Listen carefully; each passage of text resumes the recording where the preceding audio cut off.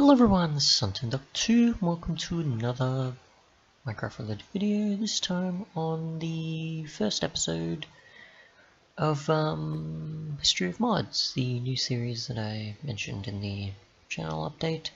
And yeah, it's basically going through each iteration with either, like I said, animations, textures, different content in each different version.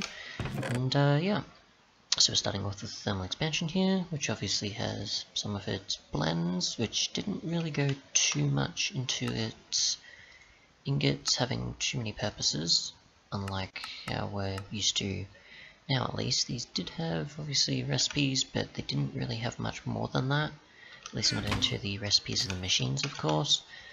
Where obviously if we go to just a machine casing here, you can go to each of them. You can see, like so, not much has really changed. A few recipe differences, obviously, using Buildcraft Energy, MJs versus RF, obviously, for the first two versions. Interfaces, configuration, possibilities of that, redstone logic, the energy. Nothing too out of the ordinary. The induction smelter, magma crucible, those two being mostly the most expensive machines of the lot. Glacial precipitator, aqueous accumulator, using the disabled for the output here, like expectations. That's also like so. Nothing too strange here, obviously, but yeah, different possibilities at least. We'll move on to 2 in 147. I'll probably go to 152 just because of what's added in that one actually. Now in 147, you got obviously things like the ores, energy storage, energy transferring, engines, the I can't remember, rock wool, the tome, the lexicon being put on a pedestal, plinth, hardened glass, the common machines, but the tutorial and information tabs are available, common redstone control look, still using MJs of course, a bit more in terms of the possibilities of slot configurations, liquid ducts, 3 different types of tesseracts, the prototype omni wrench being part of the mod that it's related to obviously instead of the other, portable tank, a bunch of other bits and pieces, all the different other materials you get, slag, rich slag, all the other coils, gears, Invar having only the purpose of its gear, if I remember correctly, besides other recipes on induction and magmatic. The creative tabs obviously being energy, thermal expansion, you had energy factory, and I think that was about it. But oh, and transport, obviously. But yeah, obviously, lexicon was for obviously transmuting things, or mostly or dictionary, when you had the possibility for it. We'll go to 152 now. Only a small few amount of things to cover here, obviously, like the insertion transport pipe, redstone transport pipe, energetic infuser, cyclic assembler, the Invar armor, schematics, and maybe a bit on the fluids, besides the possibilities that there were before.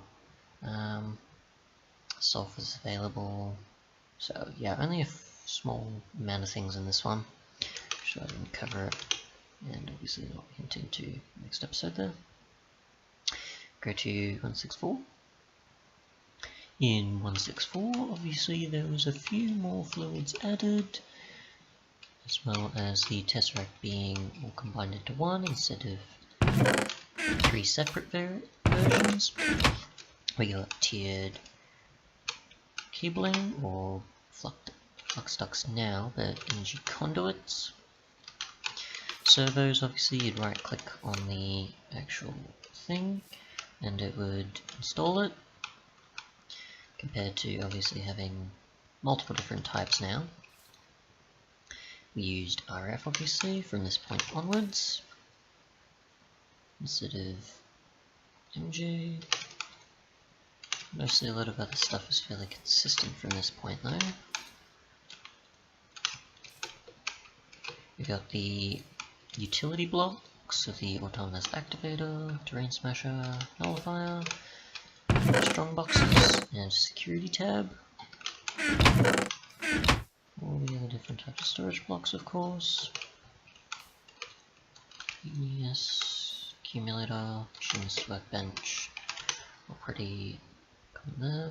We've got florbs, capacitors, debugger, multimeter was probably there, but I didn't cover it too much for obvious reasons.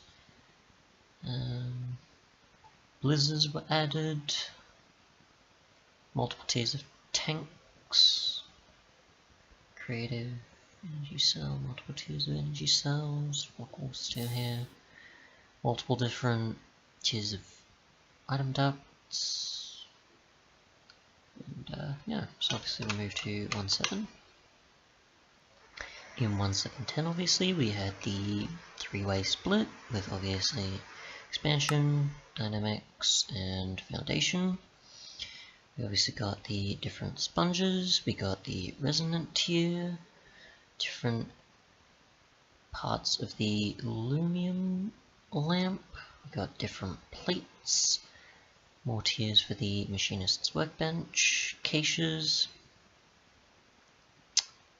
the photogenic infuser, item allocator, acquisition apparatus. I also forgot that we got in 1.6 for the reactant dynamo and the innovation, as well as compression. We got the flux transfuser, and fluvac, flux chiller, satchels, battle wrench, which I forgot to mention, the igniter, augmentations, florbs, still here, and yeah, obviously we got the split with the ores and otherwise, and foundation for its tools, forge lexicon, a bunch of other bits and pieces, and dynamics being all the piping, servos, the player focused ones, the crossing over type ones of fluctuating and, if I can remember correctly, flux plated. But yeah, so we'll go to 1.10 and maybe a bit of 1.12 to see what's differed between them. In 1.7.10 we obviously got certain things like covers. We got strong boxes and caches now fit in a certain way, like every other machine, engine, and energy cell that had upgrade kits or conversion kits, even though I just showed that the opposite way. Bunch of new machines like the fractioning still, the other utility blocks that we have, like the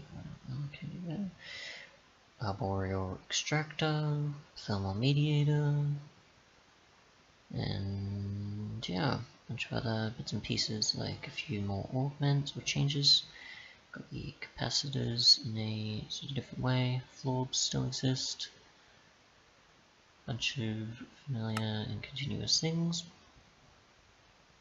Got the coin related dynamo,